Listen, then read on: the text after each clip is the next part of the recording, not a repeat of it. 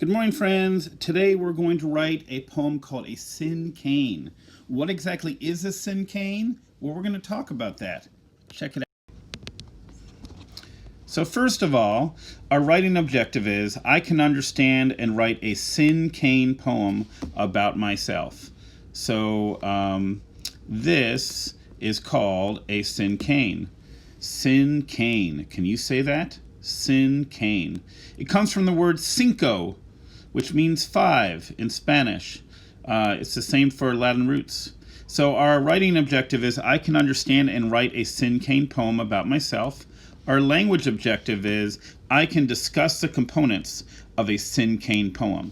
Well, let's find out what that is. Check out this video. Hello and welcome. This lesson today will be all about writing a cinquain poem. What is a cinquain poem? Well, it's a type of poem that has 5 unrhyming lines, and it is arranged in a special kind of way, which you'll see in the upcoming slides. So, the word cinquain has a Latin root for word 5, which I said 5 lines, and they follow in this sequence. Line 1 begins with one vague or general word or topic. Line 2 is 2 vivid or colorful adjectives. Line 3 includes 3 ing ending words.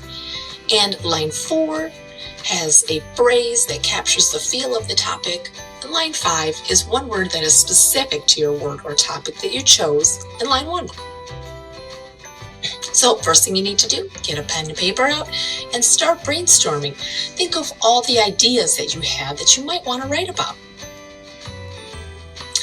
So starting with line 1, it's a good idea to think of line 1 and line 5 together sometimes. So line 1 would be your general topic, and line 5 would be what pairs along with it, what is more specific about your general topic. And here are some examples: fruit, banana; candy and licorice; winter and January. My word is light. So you got your first word, now time to work on your second line. So your second line is the 2 words that vividly describe your first word. So write down as many as you can, maybe 5 or 6 different words that could describe your line 1. Mine are radiant, brilliant. Line 3 would be 3 ing ending words. These are action words that speak to what your topic would take. So take time to brainstorm some words, just like you did for line 2. My 3 words are dazzling, glowing, and beaming. So we're almost there. So line 4 is a phrase that best describes something about your word or topic. What best captures the essence of your word? What brings it to life? Try not to be too vague and don't repeat any other words that are in your poem. My phrase is rising in the east. But wait, there's more. Line 5, so it's our 5th and final word that pairs up with your line 1. So if you didn't come up with a word pair, here's the time where you think of something that is more specific or relatable to your line 1. My 5th line is sun. So put it all together. Here's my poem: light, radiant, brilliant, dazzling, glowing, beaming, rising in the east, sun. So here's just a review of the steps that you're going to take. So a good idea just to review is go from line 1, line 5, line 2, line 3, and line 4. And here's just a few more tips and how your poem should look, just to review. So now it's your turn. So get inspired. So start writing your ideas down and be ready to come to class with your finished poems and possibly share. Have a great day. Okay, so now that we know what it is, let's go to Seesaw and review. So here's an example of what it looks like. So this one is about a dragon. A dragon is strong, fierce. It can fly, it can walk, it can eat. And then it says, a dragon is fierce. Now, we've already used the word fierce, so it's nice to try not to repeat ourselves. But the most important thing I want you to remember is that the first line and the last line are synonyms. A dragon is a creature. A creature is a dragon. So the first line and the last line are names for the same thing. They're synonyms. Synonyms are words that mean the same. Same, synonym. So yesterday we talked about what poetry is, and poetry has rhyme, rhythm, and repetition. And today we're really focusing on repetition because we have adjectives that repeat, we have verbs that repeat, and the first and the last line are words for the same thing. Now, I want you to remember the work you did yesterday, because this page where you came up with adjectives for yourself, we're going to use that today. And this page where you used verbs for yourself, we're going to use this page again today as well. So we're going to use both of those pages. So you might want to look back at Seesaw and find that work. Hopefully it's in a notebook, but if it's not, you're going to want to review this because we're going to need it. So now, here's just a review on how to write a cinquain poem. So here's an example. A cinquain can be about anything. This one is about a dessert called ice cream.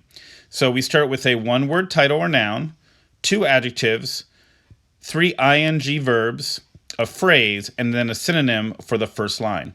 So a dessert and an ice cream are the same thing. Cold, creamy, eating, giggling, licking, cone with 3 scoops. Cone with 3 scoops is a phrase that describes ice cream. You're going to come up with a phrase that describes you. Now, we can come up with some topics to write about. I think some good things to write about. Since it snowed yesterday, I think snow would be a good idea. Your favorite food would be a great thing to write about. Maybe that's pizza or ice cream or mole or pho or ramen.